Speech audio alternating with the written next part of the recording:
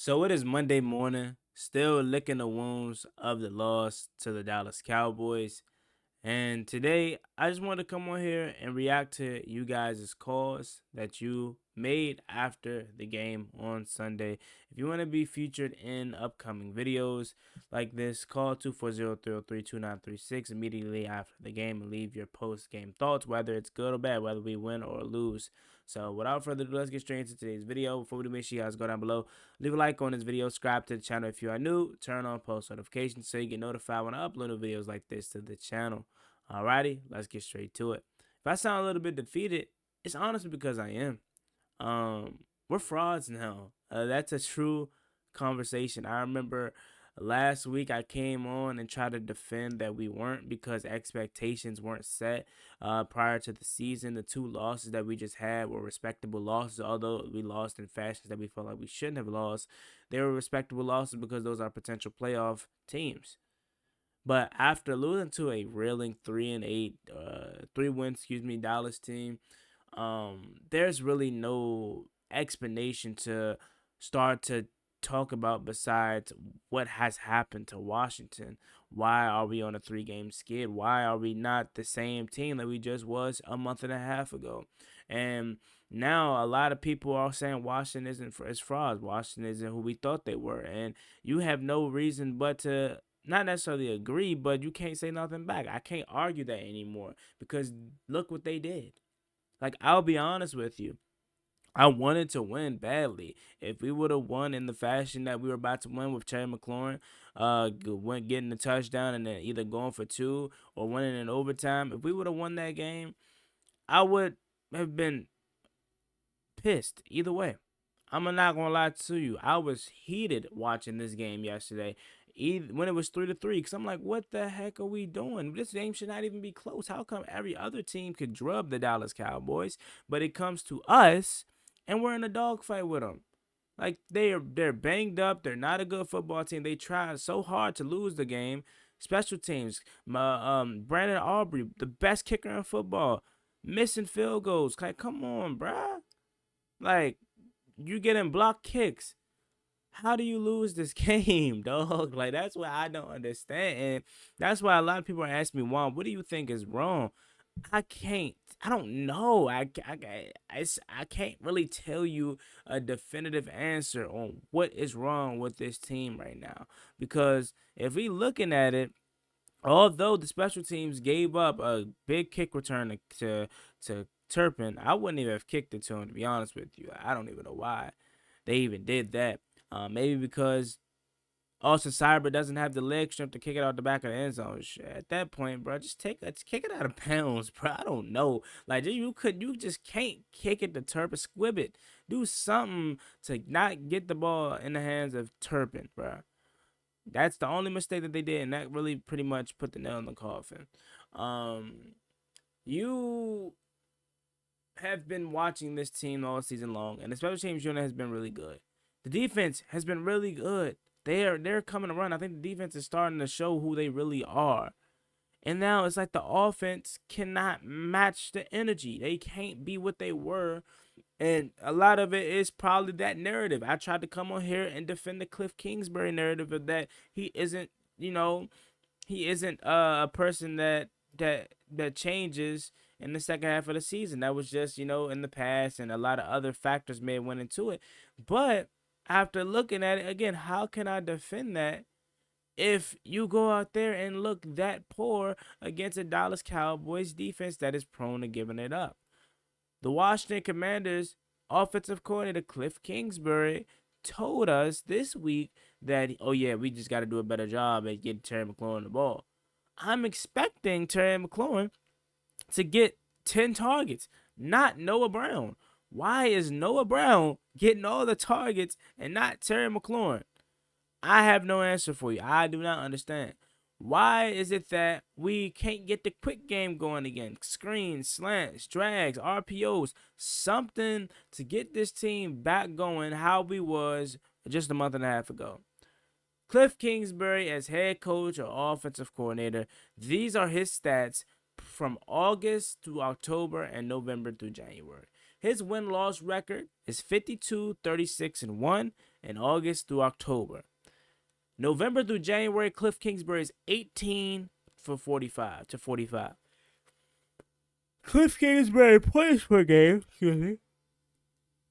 Cliff Kingsbury's points per game, 34.6. Then in November through January, his points per game is 25.8. His point differential is plus 442 in August through October and minus 379 in November through January. Total yards per game, 470 in August through October and 392.1 in November through January. So, when people were trying to tell us, oh, Cliff Kingsbury is different in the second half of the season, I wasn't trying to buy it. I really wasn't, because I hate when people tell us narratives. I try so hard to not believe it because I want it to not be true. But then when it is true, it's just like, dang, Juan, why didn't you just listen? Because clearly they knew what they were talking about, because they had Cliff Kingsbury at some point. I just wanted it to be different so bad. I wanted it to not be true. But unfortunately, it seems to be true. And I'm pressing the panic button. I don't know about you out there, but I am. And the reason why I'm pressing the panic button is because you cannot lose to a 3-7 Dallas Cowboys team. Yes, I understand it is family business. I understand that. But even so, the loss is not the biggest point that I wanted to make about that game. It's how we looked. Okay, you lose to Dallas Cowboys, so what? That's a division game, good game, Dallas. But how we looked is even more disappointing. How unprepared Dan Quinn was. Why are we challenging a play that clearly was an incomplete pass? I mean, it was a incomplete pass. You can't risk that right there because you had nothing to gain. What, field position? You don't think your team could move the ball from the 50 all the way down? You would have started at the 15-yard line. It was that important to you to risk a timeout, knowing that this game's going to be close and you're going to need all three of your timeouts. Realize what we were at. It was 10-9. Realize that this game was headed into a close affair, and you're going to need every single timeout. Do you realize how different that game would have been if we would have had all three of our timeouts instead of just two?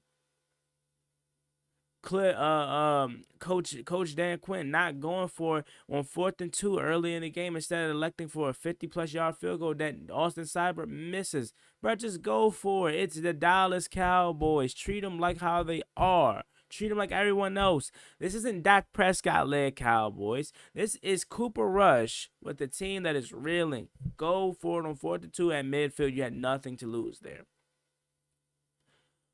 It's just very disappointing because although I understand this is year one, and although I understand that we aren't the most talented team, it's still hard to believe that we're 7-5 right now. Like, if you want to give us that loss to Philly, cool, but the loss to Pittsburgh, unexcusable. You're up 10, and then this loss is unexcusable because the Dallas Cowboys are gonna go right back to getting their tail whooped next week. Who do they play next week? Let me see.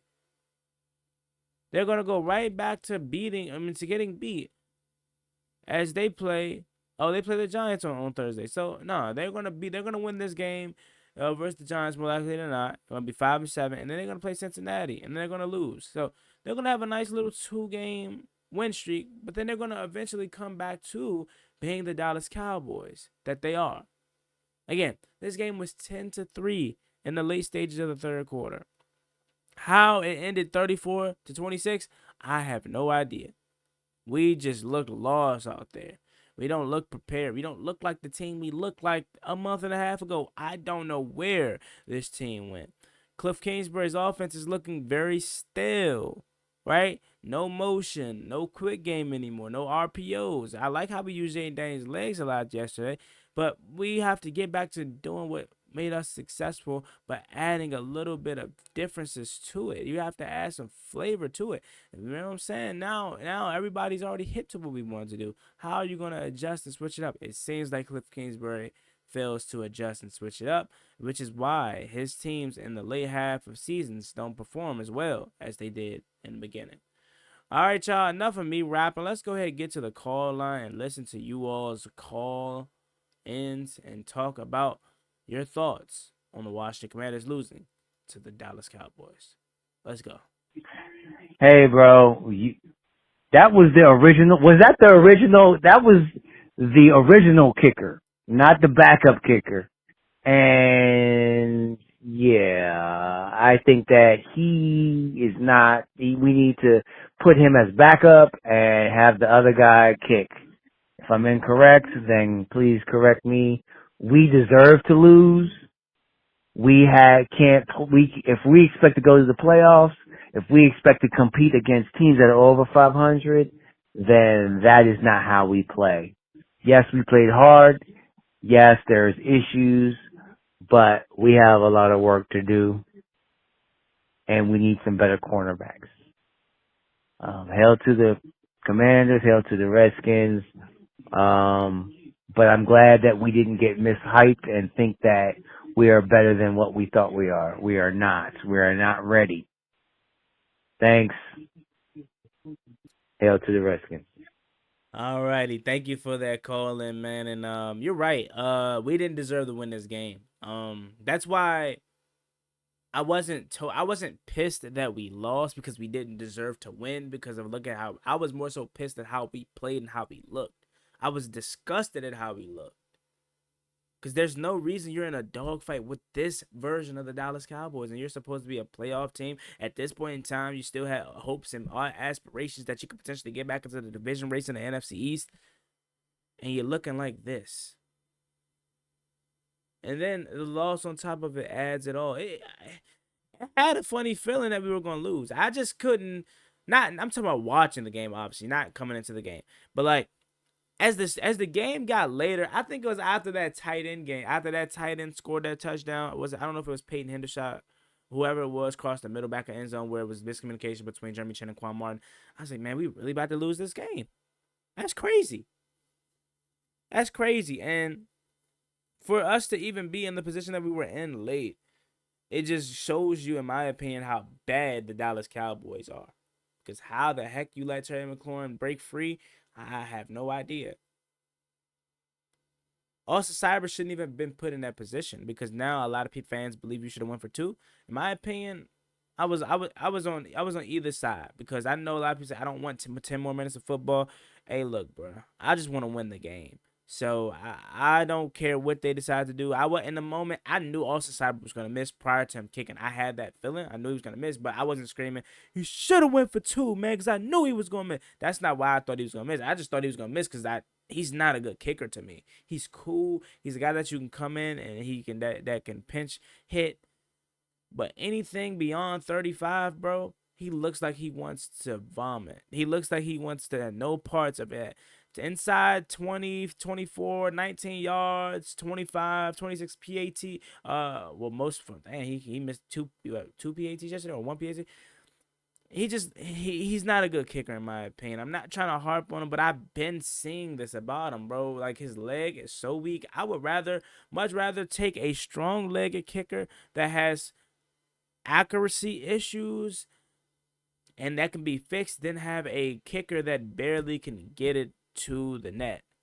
And yeah, you could say, well, Juan, he made a 54-yard field goal I believe yesterday. That's cool, but consistently, or at least having that consistent aspect to your game is not there for Austin Cyber. But once again, he shouldn't have been put in that situation. It's not just on him. I mean, Tyler Ott, what are we doing, bro? I know Trustway, class act, tried to take some blame for himself. Trustway tried to do the best he could do. Yeah, he could say he could have caught it cleaner, but he caught it, he put it down in time, and he just hooked it. We do need better corners, and if you have playoff aspirations, you're absolutely right. We need to beat teams like this because we can't expect to beat teams like Philly, Detroit, Minnesota, Atlanta, all these teams that are above 500 if we can't beat the lonely Dallas Cowboys. That was the original kicker, and I don't think they'll go back to Zane Gonzalez. But we'll see. At this point in the season, you're stuck with what you have. So I don't know if they make the switch to Zane Gonzalez. I'm not sure, but it is what it is. On to Tennessee. Juan Gotti, what up, bro? Hey, look, I'm a say this, even though the last couple minutes of the game, it looked a little better. But I still want to say something is not right with Jaden Daniels, man. Like, he not playing explosive like he was at first in the first beginning of the season. Like, sideline to sideline, he getting ran down. Like, the rush. I mean, Michael Parsons, that's one person. I mean, he's an outstanding talent, freak athlete type of dude. But other than that, like, these defenders are getting up on him real quick now. And I don't think it's a thing of, man, we watch the tape and we not to defend. I don't think he's right. Something ain't right with Jaden, man. And if he is healthy, then it's coaching. Because at the end of the day, there's no reason why Cliff Kingsbury is not rolling out the type of plays that we need to call. Like, look at C.D. Lamb. Like, compare C.D. Lamb to Terry McLaurin. C.D. Lamb had 10 catches almost in the first half. Mm-hmm. I think Terry might have been targeted 10 times the whole game. Like, something got to shake, Not bro. either. And I'm not jumping off the bandwagon, and I've been a Redskin fan since the 80s. You hear me? Not jumping off. Something isn't right. And because the team, is taking this new approach where everybody's tight-lipped about everything and you don't get things leaking, which is fine. They not telling us something. Something isn't panning out. There's some type of dysfunction or somebody beefing or Jaden ain't 100%. And I don't mean like 100% as in, man, his first game of the season. Everybody's banged up this late in the season, but I mean like really healthy. Like healthy to the point where he can't play the game that he plays the way he normally plays. Mm-hmm. The kicker situation, that's crazy because Brett looked like he was going to be a perennial Pro Bowler this year. But today's game, I guarantee it's going to be a lot of people calling for his head. I got to watch out for the dude we had there last week. I don't know. Some things got to shake, bro. Yeah, man. I first want to start by saying I think Jaden Daniels is healthy. I do. Yesterday proved it to me. The ability to run. He looked like he is getting that burst back. He looked much better than he did in recent weeks. It's Micah Parsons though, as you mentioned. It's Micah Parsons. He's not gonna say equally as fast as Jaden Daniels, but he ran like a 4.5, 4.4, maybe even 4.3. I doubt it though, like 4.4 maybe at the combine. So he has that sideline to sideline speed. So getting chased down by Jaden Daniels, by Micah Parsons, it's cool. Not really too much of a red flag there. How about running out of bounds 3 plays in a row? That's alarming. Instead of looking down the field, extending the plays, keeping your eyes down the field, and just run out of bounds 3 times in a row, that's not good. You mentioned the play calling. Agreed. Everything seems so deep down the field. Curls, comebacks, digs, no slants. Like, I just don't understand what it is with the fascination. I love the deep ball. Don't get me wrong. I love it when it's there. But take what the game is giving you. Like, these offensive coordinators make it so harder than what it has to be. I do not care. Listen to me when I say this. If I was ever offensive coordinator, I do not care if we're getting 5 yards every single play. You know those 5 yards going to add up. Take what the defense is giving you. That John Bates play, although he fumbled on that play, that's what I'm talking about. Open up the playbook to much more stuff than just down the field. Take what the defense is giving you. If they're giving you the John Bates play open in the middle and he could run for an extra 5, 6, 7, 8 yards, so what? Do it. So, hey, if they're gonna try to change on bruh because of these last couple games, man, hey, then so what? But I'm not giving up on 5. I still think 5 is one of the better quarterbacks, young quarterbacks in the league, and he's gonna be just fine. But yeah, man, appreciate you for calling in. Let's get to the next caller. Juan Gotti, it's your boy Spivey here. What can I say? I guess we are frauds. I guess Jaden Daniels is a rookie. I guess Cliff Queensberry's curse is real. I guess Dan Quinn is just a mediocre coach. If we hadn't had one little Hail Mary against the Bears, we'd be 6-6 right now. instead of 7-5. So maybe we just need to relax on all this fucking we're the beast of the NFC or this and that. Like we ain't shit. We're just a mediocre team that has no talent except for maybe Terry McLaurin and a few others. But this receiving core is trash. Week after week, we're starting to see it. We're starting to see that our no talent team is starting to wear his ugly head. Our offensive line starting to get exposed. Can't block nobody. Jaden Daniels is becoming indecisive, and and all we're doing is throwing up miracle plays, and some of them are sticking. I mean, that Terry McLaurin throw for 80-something yards was nasty, but then we go and miss the freaking extra point. Instead of Dan Quinn being like, let's just take the delay of game, calm our people down, and then kick the extra point and tie this thing and go to overtime. No, we go out there and freaking miss snap and can't even make the kick. 2 missed extra points. 2 missed extra points in this game. Could have won the game by 1. But no, we didn't.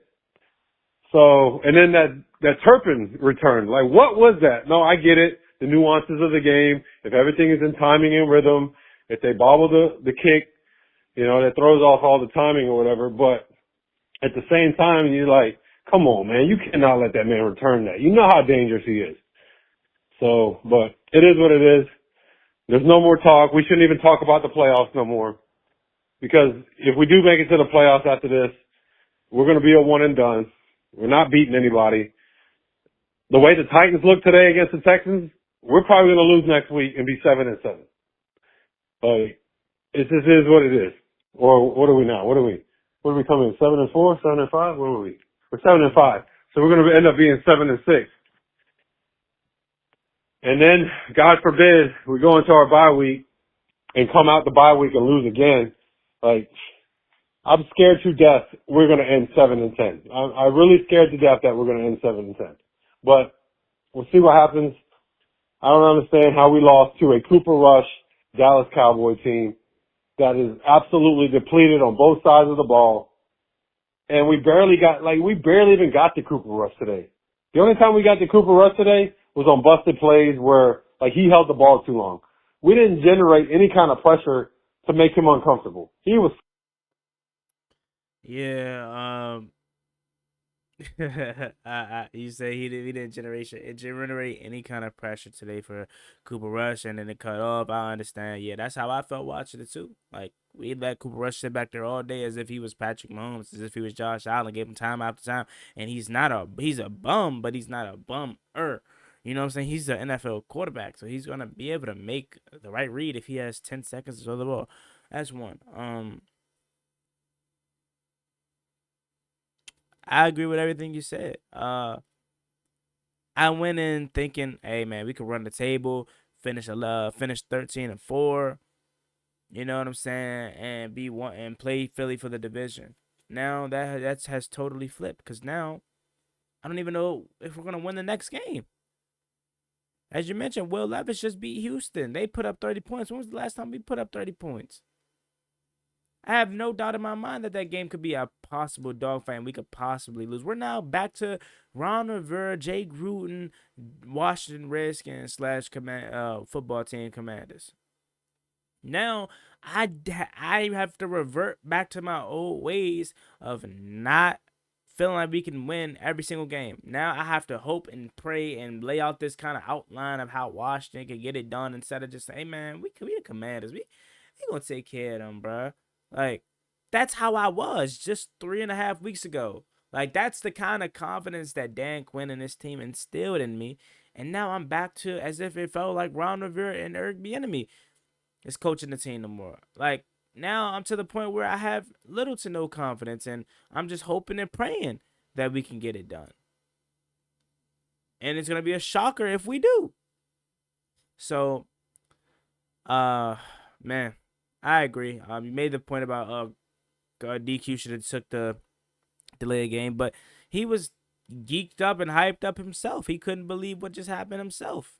And I feel for Terry, man. I feel for Terry because he doesn't get the ball enough, and I thought that was going to be the change. Like this stuff happens every single time we get a new offensive coordinator. got Scott Turner. Thought Terry McLaurin was going to be a vocal point of the offense, and I thought he was going to be a guy that got the ball quite a bit. No. Eric Bieniemy comes in here. I thought he was going to get Terry McLaurin the ball. No. Cliff Kingsbury's here. It's the same thing all over again. Like, I feel like Terry's going to go down as one of the most, like not forgotten Commanders or Washington Redskins players like, but I just feel like he's going to be one of the most underappreciated player in Washington history because we not sabotage his career, but we are not using it to the potential that he can have, bro. I don't know. I'm tired of beating that dead horse. I ain't gonna lie to you, bro. Appreciate the call. What's up, Juan Gotti? This is C.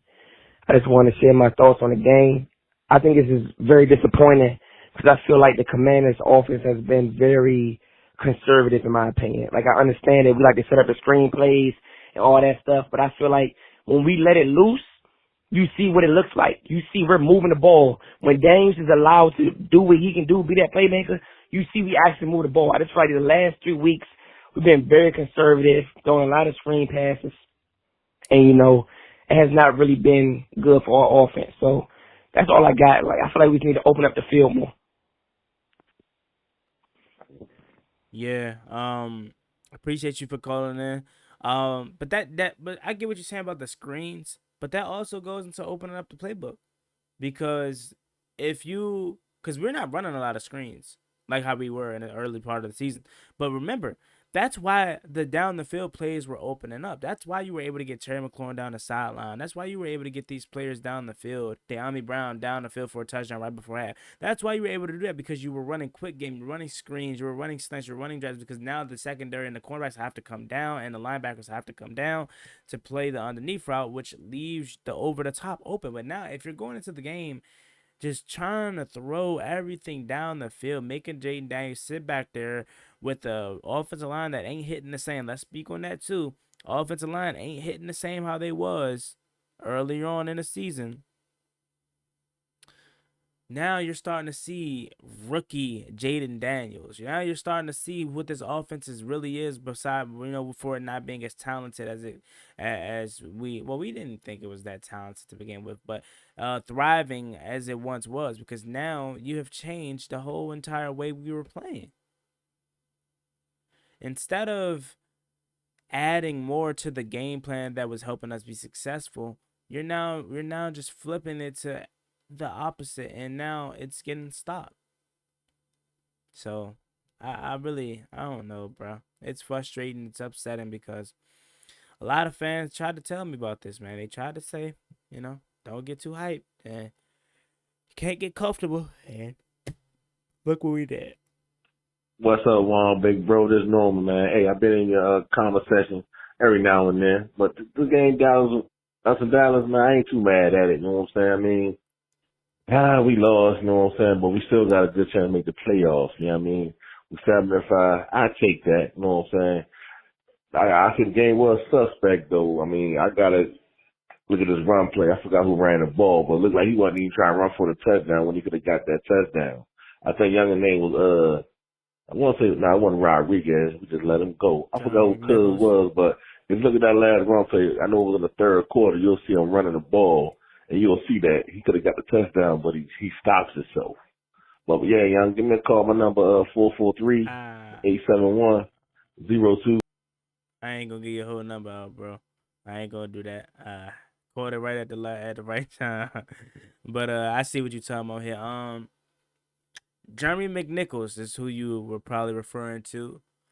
I'm mad about the game, and not again because we lost to the Dallas Cowboys, but how we looked. You know what I'm saying? So, hey, I appreciate you, man, and I got your number right here. Man, what in the fuck was that? I mean, offense looked like straight garbage today. I couldn't believe the fucking play calling. You kept running the ball over and over and over again, and that's expected all damn game. Like, change the play caller. You know that's gonna expect to run. especially the short screen passes. Throw down the field more often. Be aggressive. Change it up. But no, wait till late in the fourth quarter to try to open the playbook up. Austin Cyber. I don't know. He's probably, me personally, I'll go back to Gonzalez at this point. Because how in the hell you going to choke like that? No, it's good. Goddamn well you need to kick the extra point, at least send it to overtime.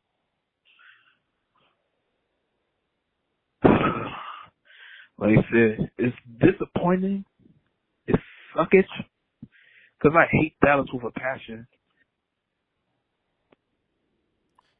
Now let's get to the defense. Defense, in my opinion, played a solid game today. Defense, I mean, I'm not even mad about, honestly. He's like, the offense needs to do their job and get the defense time to rest up. Because the defense can do so much. But this game proves that we need another wide receiver too, because Noah Brown, he kept dropping passes. Luke McCaffrey, he needs to get the ball more. Mm-hmm. I don't know why they won't play him. And John Bates, he got cut. He got to go. You cannot fumble in that crucial part of the game. You cannot fumble that ball. Mm-hmm. Jaden Daniels, you can tell in this game. I mean, this wasn't his best game for sure, but you can tell he's once he was healthy now. He was running a whole lot more than he did in the last two games.